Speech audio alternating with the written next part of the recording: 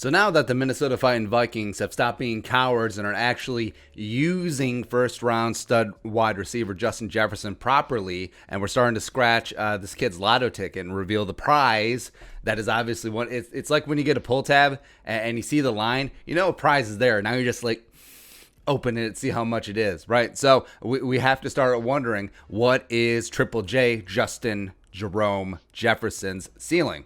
What's it going to be, right? So like we said in camp earlier, Jefferson does have a chance to be the best rookie wide receiver in the deepest class in NFL history, especially right away. Because if you combine his talent as well as opportunity, where he's stepping in being the Vikings wide receiver too, he's going to have a better shot his rookie year ahead of Henry Ruggs, ahead of Jalen Reagor, who are both dinged up, ahead of Jerry Jeudy, who's also dinged up, ahead of KJ Hamler, who's also dinged up, ahead of Brandon Ayuk, who's also dinged up, ahead of Michael Pittman Jr., who's also dinged up. Actually, maybe Jefferson just wins by attrition.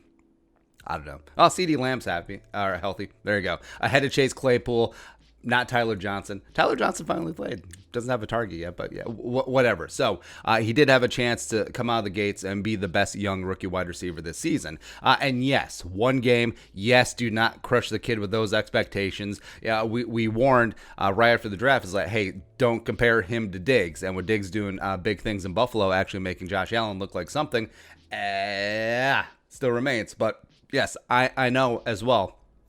Comparing him to other great Vikings wide receivers is super lazy scouting, right? But also, what do you think I am, right? And also, comparisons do help, especially us average fans, in terms of, hey, this guy kind of plays like this guy. I know what this guy is, right? So it's like whenever you try a new meat and everyone's like, "Oh, it tastes like chicken," because you know what chicken tastes like. It's a good baseline for comparison, right? And also, he was comped to a young Chris Carter in training camp, not Eagles problems Chris Carter, but young here, 122, 122, 94, 95 respectively, Chris Carter, right? As well as, Randy Moss. Did we talk about that? Well, at least he's not Troy Williamson and Laquan Treadwell. Can we at least establish that, right? But also the whole Randy Moss thing.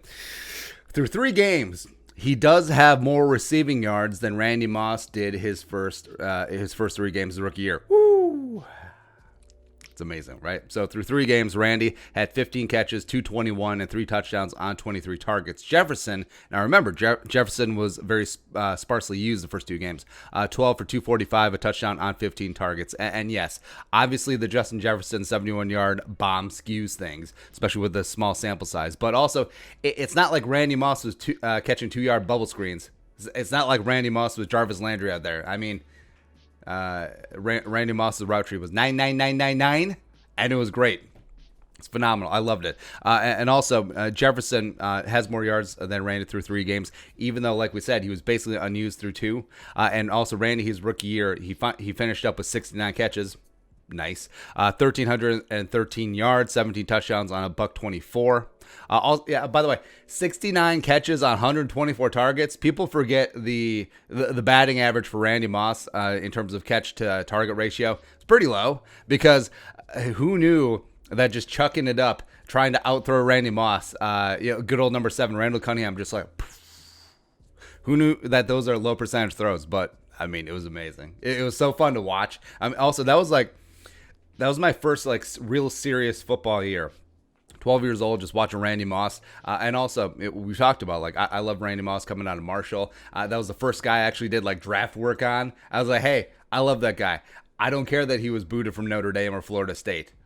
I like this kid. And Denny Green did too. And then it was just amazing. But Jefferson is on pace for a 64 catch, 1,307 yard, 5 touchdown season, which would be a phenomenal season. And frankly, surpass all expectations that I think even the most steadfast Justin Jefferson zealots put out there his rookie year. Obviously, yards per catch will go down. But if he puts up a 75 catch, 1,250 yards, 7 touchdown season, that's huge. That's a win, especially as Kirk builds more and more of a rapport with him. Because remember, the first time Kirk Cousins and Justin Jefferson met was when training camp started. And when Kirk showed up in those sandals with socks. I mean, that was it.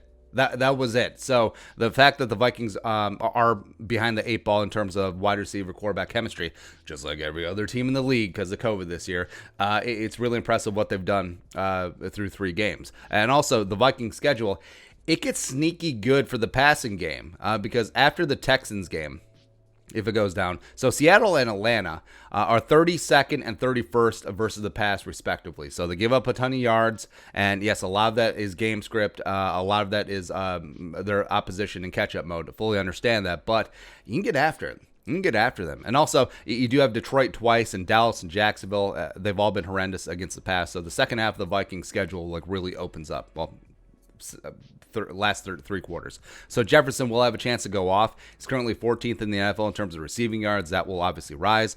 He doesn't lack confidence. It's fun and refreshing where, sometimes players can just become jaded millionaires and it does become a job. But with Jefferson, it's fun. And the enthusiasm that he plays with, it's great to watch. And it's really easy to see why he's becoming very quickly a fan favorite. And I think he will for the foreseeable future. I think Offensive Rookie of the Year, if he continues this pace, is within reach. I mean, if Joe Burrow struggles, I think Burrow was always going to be the prohibitive favorite. He's looking pretty good. But if Jefferson comes in and puts the bang thing on, I think he's got a shot.